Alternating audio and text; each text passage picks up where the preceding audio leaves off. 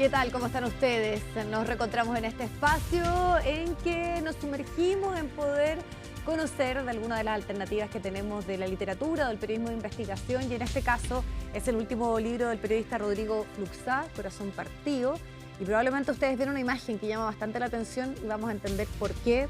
Está obviamente junto a nosotros Rodrigo, muy bienvenido. Hola, muchas gracias. Destacado periodista, se ha ganado varias veces premios, también por estos días detrás de podcast, como ¿Quién mató a Ana Cook?, muy recomendable. Y en los guiones de varias series, como el caso de Viviana Heger, entre otros. Así que gracias por estar junto a nosotros. No, muchas gracias por la invitación. Bueno, yo partí un poco presentando tu libro, Rodrigo, hablando de esta imagen. Y esta fue la imagen que también te llamó a ti la atención en una publicación hace varios años, 10 o 12, puede ser. El incluso. 2012 fue, hace 12 años. 2012. Que es la imagen que se publicaba para dar con la identidad de una persona que probablemente había fallecido en el contexto de la dictadura, pero que a ti te hace como probablemente un clic, que hay una historia que tienes que buscar. Sí, inicialmente ni siquiera sabía que era la dictadura. El 2012 yo trabajaba en la revista Alzado del Mercurio y antes de Pauta siempre revisamos los diarios completos, muchos diarios de provincia, como para ver si hay alguna historia que pudiera crecer, y en una caluga se le llama en ese tiempo, en un recuadrito chico, venía en los avisos económicos venía esta cara con un texto que básicamente decía si es que reconocen a esta persona que vivió en Arica en los años 70, por favor comunicarse, salía un mail y el aviso lo pagaba la Corte de Arica. Algo que igual es llamativo, no es usual que eso pase. Es poco usual, pero lo que era más inusual es que en general los retratos hablados son para buscar a algún culpable. Siempre Sí. es como esta persona es peligrosa, Exacto. Merodea tal barrio. No una víctima.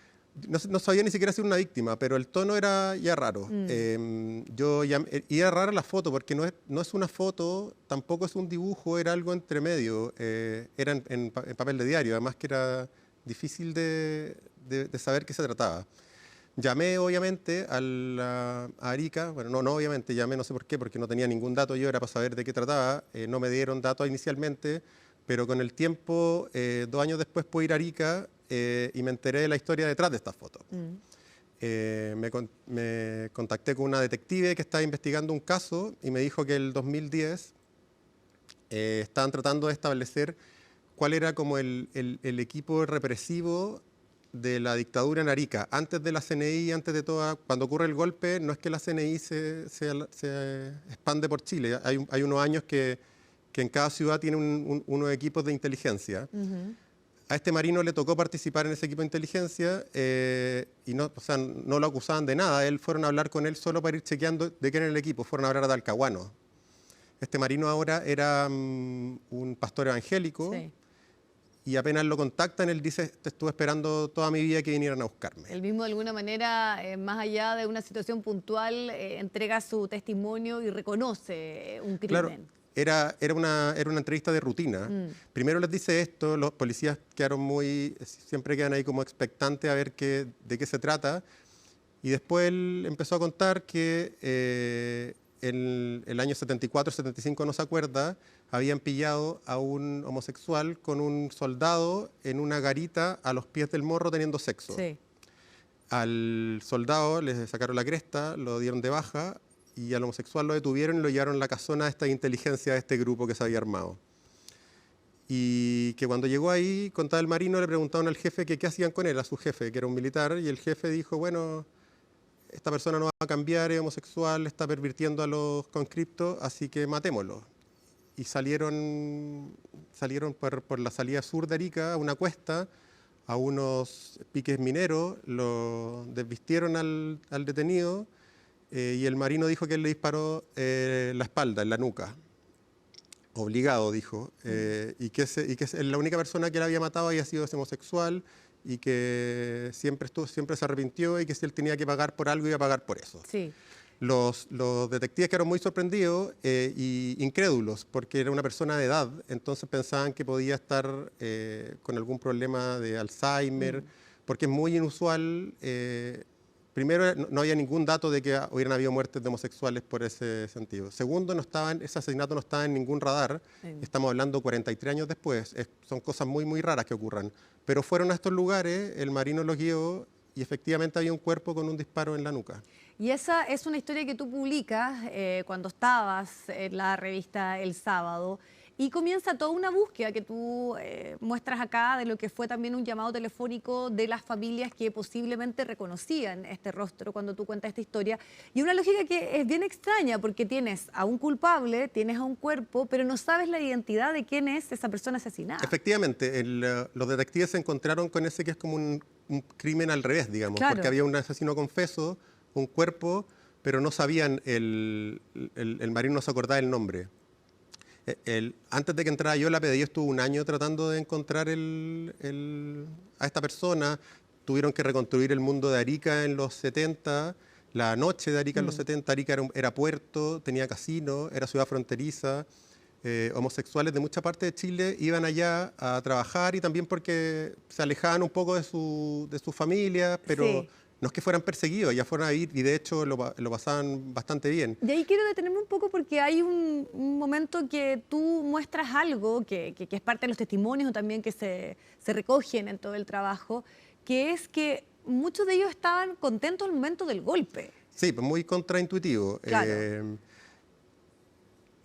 Como en ese tiempo la prostitución y los homosexuales vivían muy de la mano, trabajaban toda en la noche.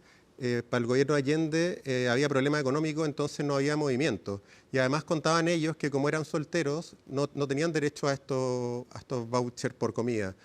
Entonces, cuando ocurre el golpe, contaba uno que hablamos nosotros que conoció a estas víctimas, decía que celebraron, pero contaba igual 3 semanas después nos estaban metiendo a todo un camión hacia el desierto. Que es un poco también lo que ustedes trabajan como una tesis en específico, porque además también quiero mencionar que tú estás presente en este libro, que no pasa en otros los que tú has hecho, donde está tu investigación, también tu frustración muchas veces cuando no dabas con la identidad de este cuerpo que había aparecido en el norte, y en poder ver si esto era un caso único o habían otras situaciones similares. Claro, pero fue muy fortuito, porque cuando los policías terminaron esta reconstrucción y no dieron con el nombre, como última señal de humo, publicaron estos 2 avisos en La Tercera y en La Estrella Arica, un día. Yo vi ese aviso, publiqué esta nota en la revista El Sábado con esa cara muy destacada, pensando que a lo mejor podía pasar algo, y 2 días después me llega la secretaria le dejan un papel y me dicen que quieren hablar contigo. Yo lo llamé y me dijo, yo conozco a esa persona, yo crecí con él en Arica, mi tío, que era el doctor Bustamante, era mayordomo en la casa, me mandó una foto por WhatsApp de él con esta persona que no se parecía en nada al retrato, que no es un retrato, ahí podemos hablar de eso, pero me dijo, yo le dije, yo estaba muy impactado, y han pasado como 5 años y ya parecía, quedábamos con quién era la persona que estaba al fondo del pique. Le pregunté cómo se llamaba y él me dice el corazón partido. Sí. Y yo le pregunté por qué. Me dijo, no, porque en una riña le habían clavado un cuchillo en el pecho y mi tío, el doctor, de hecho, le salvó la vida en el hospital y lo llevó a trabajar a la casa. Yo llamé a la detective que hizo la investigación previa con la que ya tenía algún tipo de relación, y lo más raro es que ella me dice, mira, a mí también me llamaron, y una familia en Quilpué dice que también es un hermano de ellos que fue a Arica y que desapareció de golpe.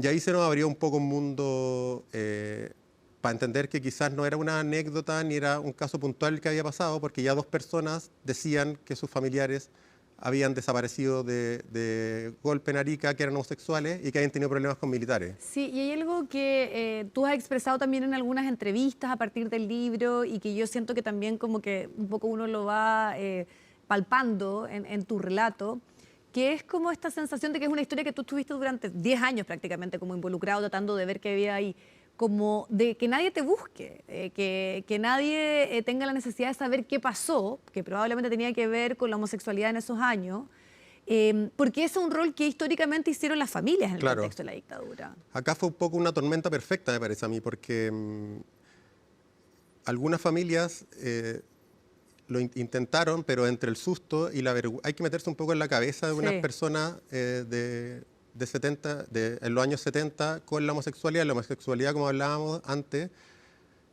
no era que la criticaran solo de los sectores más conservadores, la izquierda tampoco era afín a la homosexualidad, entonces había una vergüenza asociada. Y lo otro era, como yo te decía, era gente de todo Chile que fue allá, no habían familiares en Arica que reclamaran por ello. Y ahí se armó como es como un poco las momias en el desierto, que se mantiene como y acá se mantuvo el secreto porque no estaba el motor de la familia. Y obviamente que si no hubiera sido por este marino, que en un arranque un poco de culpa, aunque también si hubiera tenido tanta culpa, él le hubiera ofrecido su ayuda antes de que llegaran a tocar en la puerta. Pero bueno, ahí hay que ver sus motivaciones. Pero si no hubiera sido por eso, ese cuerpo estaría ahí a la salida de Arica juntando polvo, como estuvo 43 años. Y la otra familia que salieron a raíz de esto estarían todavía con este secreto enquistado, como de este tío del que no se habla, de este hermano del que no se habla, que no apareció nunca, que qué le habrá pasado. Como no tenían militancia política, tampoco su primera idea era que los detuvieron los militares. Las familias como no los reconocían como sujetos activos políticamente, no les parecía razonable eso, porque jamás se imaginaron que los militares iban a salir a cazar homosexuales en Arica como lo hicieron. Ahora, esto también nos lleva a hablar un poco del rol del periodismo, porque incluso tú has dicho que sentías que había como un hastío de historias que tuvieran que ver con el contexto de la dictadura. ¿Qué te parece eso? Porque aquí tú abres algo que no había estado tan presente, y de hecho acá atrás sale, estas personas no están en los informes, no están en ninguna de las comisiones que se hicieron obviamente de reparación, de justicia o de búsqueda. Entonces, seguimos necesitando poder entender qué ocurre en un contexto tan difícil como la dictadura, pero también tú mismo en tu rol o la investigación o la indagatoria dándote cuenta que son historias que hay algo extraño que sucede en los países o que está pasando en nuestro país, que es como, incluso a un año de lo que fueron los 50, como de no querer seguir escarbando. Hay un hastío que lo he palpado, digamos, siempre el comentario es como otro libro de dictadura. Yo entre que no me doy por aludido, porque no había hecho ninguno antes, y también porque yo soy muy periodista en el sentido que me encanta la novedad, ¿no? Encontré que había acá algo nuevo, encontré que habían temas importantes debajo, encontré que hay una reflexión también sobre el mismo trabajo que uno hace. ¿Por qué puedo estar interesado 12 años en una cosa y por qué en esta cosa? A mí se me hace totalmente fresco, el libro está en primera persona, no está en primera persona, está en presente en el sentido de que muchas de las cosas que salen ahí no es que ni siquiera yo las leyera en expediente, es que yo las protagonicé, yo fui a hacer entrevistas con la... pero no sé, si uno pensaba hace 10 años, las cosas de las que se escuchan ahora sobre esos años serían indecibles, como se ha corrido mucho Y a tu parecer ese negacionismo, incluso el debate, que hasta hace algún tiempo atrás no estaba. Habíamos llegado a un acuerdo civilizatorio sobre lo que pasó en ese tiempo que se está esfumando poco a poco, esa es mi impresión. Se tiende a relativizar. Sí, ahora yo quizás soy muy inocente, pero encuentro que el libro es una invitación incluso para gente que puede haber estado a favor de la dictadura o que relativiza estos temas, porque es tan abierto en cómo está contado y rompe un poco con los paradigmas que esta gente tiene respecto a las víctimas de la dictadura, en el sentido de que dicen no, que quieren plata. Esta gente que estaba en sus casas, en una ciudad perdida, que no sabía lo que había pasado con su hermano. Incluso una familia de derecha también, que es uno de los casos que está acá. Y yo fui a contarles, a lo mejor esto es lo que creemos que pasó con su hermano, no estamos seguros. Y esa gente estaba absolutamente sorprendida, no querían nada a cambio, solo querían más detalles sobre si es que efectivamente pasó eso.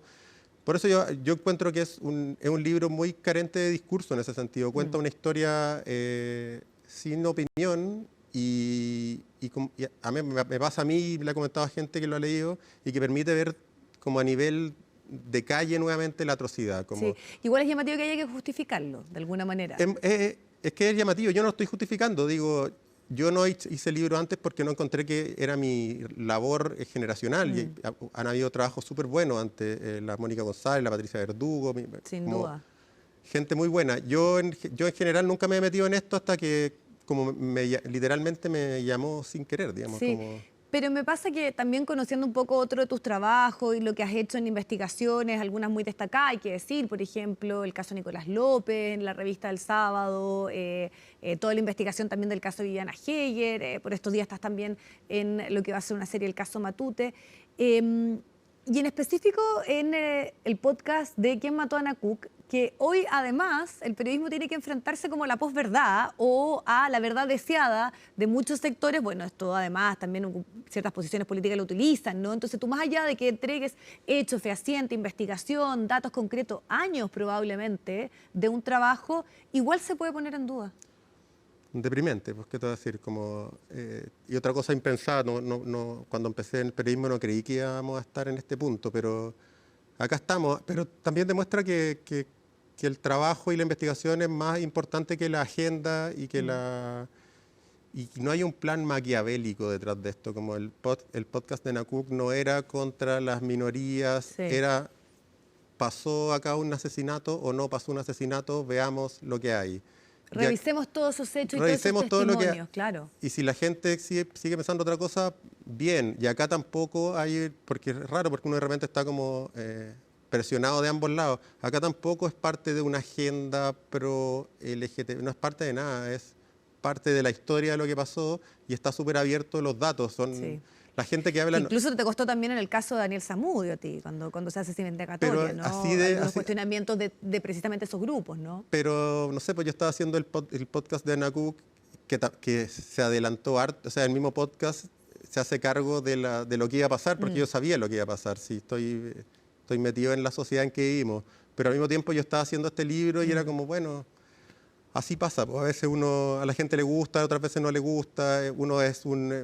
Con Nicolás López me decía, no, pero qué héroe, y con esto, oye, pero sí. Es parte de la pega, encuentro yo. Sí, no me lo tomo está sometido un poco a un escrutinio que muchas veces a ratos parece delirante, pero yo ni siquiera me enojo, lo surfeo y me gusta ver las reacciones porque encuentro que igual pasan cosas interesantes. Sí, pero en la misma reflexión que estamos haciendo un poco del periodismo, y en este caso el periodismo de investigación, que antes era, podríamos decir, un pilar fundamental de los medios, tú en las últimas páginas también, en ese relato que da cuenta un poco de tu frustración de tratar o tu empuje de querer buscar la identidad o poder contribuir en algo, muestras también esos kioscos sin revistas, sin diarios de papel, centenares de puestos de trabajo que han desaparecido. O sea, habla también de esa crisis que hoy se vive, que no es solo de nuestro país, hay que decirlo. Grandes medios también han tenido que pedir suscriptores que puedan colaborar. Y ahí volvemos a ese punto que nos desconectaba, ¿no? Que hoy las redes han ocupado ese espacio, pero no hay profesionales, sino más bien alguien que solamente me ratifica lo que yo creo. Y eso a ratos pone en riesgo también las propias democracias. Es un factor completamente, me da la impresión. Las democracias liberales, una de las partes por las que están haciendo agua esto, es una de muchas, pero sí, el libro fueron 12 años y verlo así con distancia es impresionante también cómo cambió el país en esos 12 años, cómo cambió lo que hablamos, lo que se pensaba de la dictadura en ese tiempo, lo que se piensa ahora, lo que cambié yo, lo que cambió el oficio al que me desempeño. Probablemente yo no estaría, si ese aviso se publicara ahora, ya no existen lugares donde puedan hacer reportajes de un mes como hacía en ese tiempo. No están esos puestos de trabajo. No sé si la tercera ya no se publica ni siquiera estaría ese aviso en el diario. O sea, permite sopesar el paso del tiempo. Lo que decías tú antes, hay gente a la que yo entrevisté en el libro, que la entrevisté varias veces y se murió en el camino sin saber lo que pasó exactamente con su hermano. El marino que dio el pie inicial también falleció.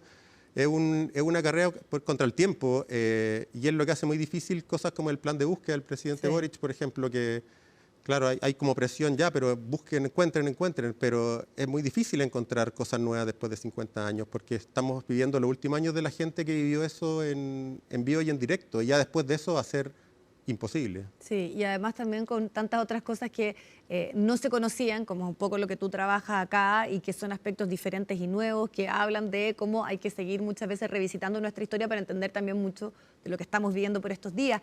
Pero hay algo que tú has trabajado que conecta de otra manera, que no son los medios, sino que es la masividad, por ejemplo, del streaming o de las series o de la ficción. Como también, sobre todo cuando hablamos de casos súper emblemáticos, casos policiales que fueron súper llamativos, estoy pensando en lo de Vivian Heyer, en lo mismo que pasó en el podcast con Ana Cook, tal vez, que ahí sí tuvo una explosión más masiva, o de Matute, como en la lógica de entender esto está basado en hechos reales, pero estamos hablando de una ficción. Yo en general, sobre todo en mi última experiencia, lo he tomado igual que como hago un reportaje o hago un libro. Es decir, armo equipos de investigación grandes, como ya no se pueden armar en medios. Me han dado la oportunidad de armarlo acá y levantamos información como si para un libro o para un reportaje largo, y después cada escena tiene los mismos chequeos que tiene en lo medular, digo, en no atribuirle delitos a alguien que no los cometió, en no mancillar la honra de alguien. Se está transformando en una ventana para mostrar trabajos periodísticos también. Así me lo tomo yo en general, y hasta ahora ha funcionado. No sé cuál, tampoco quizás la solución a esto, a encontrar la nueva audiencia, no la vamos a encontrar nosotros. Supongo que va a salir en algún momento. Pero claro, la gente dice, no quiero pagar por periodismo, pero todo el mundo paga Netflix o todo el mundo paga Amazon. Entonces hay que hacerse una pregunta también de si estamos haciendo contenido periodístico para estos cerebros que crecieron en el streaming. A lo mejor no sea nada, no sé, yo sigo haciendo libros también, pero trato incluso que los libros tengan un ritmo rápido, que ver dónde me voy a parar, en dónde me voy a parar, en hacer técnicas de que la gente quiera ir al próximo capítulo, en que funcionen con capa sobre capa sobre capa, en que tengan giro. Porque una cosa es quejarse y la otra cosa es también tratar de buscar soluciones sobre la queja. Como activarse. Me carga quedarme en la queja nomás. No, y se nota porque además, yo te lo mencioné, es súper como uno cuando lee tus libros generalmente siente que puede estar viendo una serie, porque además, claro, estamos tan invadidos que nuestra capacidad de atención cambió, yo creo que principalmente por el celular, y se disminuye, y probablemente eso te desafía a ti el escribir, tanto series como libros, en poder hacerlo en esta lógica de los capítulos cortos, que está como hoy muy, muy instaurado. Y es bueno, o sea, es bueno no ver ese mal en el resto nomás, porque como decir, las audiencias no se concentran. La verdad es que a mí me cuesta mucho más que hace 10 años concentrarme en un libro. Tengo que sacar el teléfono de la pieza si quiero ver una película entera, porque entonces como ya, esto cambió, pero cambió para todos. No estoy yo en un pedestal diciéndole al resto, oiga, concéntrense, lean mi libro. Es como, esto te requiere tiempo, voy a hacer que sea gratificante este tiempo. Sí.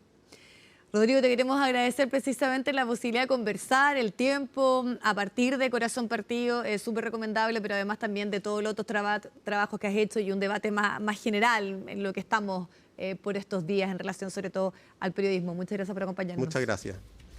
Y a ustedes también, nos vemos como siempre de pronto en una próxima entrevista.